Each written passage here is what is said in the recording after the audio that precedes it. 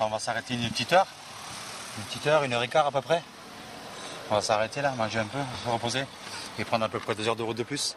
Il est midi, l'air de la Vendée fait le plein et après avoir avalé les kilomètres toute la matinée, l'heure est à la pause et au pique-nique.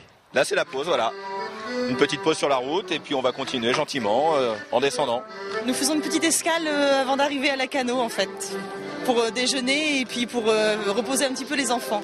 Au fur et à mesure, sur le parking, les places se font rares. Il faut dire que l'ASF a mis les petits plats dans les grands en proposant une foule d'activités pour les touristes de passage. Jeux anciens, ateliers de maquillage, sculptures sur ballon, danse folklorique. De quoi dégourdir les jambes des petits et des grands. Nous avons dansé le moulinet avec une équipe régionale. L'en avant d'eux suscite la curiosité, mais bien plus que la découverte du folklore vendéen, ces animations jouent un tout autre rôle. Les animations sont faites précisément pour que le client s'arrête, pour sécuriser son voyage.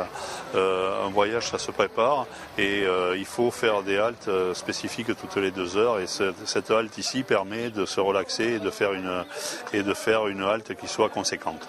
Et pour joindre l'utile à l'agréable, l'unité mobile de premier secours et d'assistance profite du passage des touristes avant leur arrivée sur nos plages pour prodiguer quelques conseils. Un sur l'arrêt cardiaque, donc cause de santé publique nationale. Le deuxième, c'est petit conseil sur l'aspect noyade. Et puis le troisième, c'est sur défendre et rejoindre en fait les principes de la Fondation Maud Fontenoy pour protéger en fait les océans. Malgré toutes ces animations, pour certains, ce sera sieste. Et durant cette journée, ce sont près de 8000 familles qui s'arrêteront pour souffler un peu.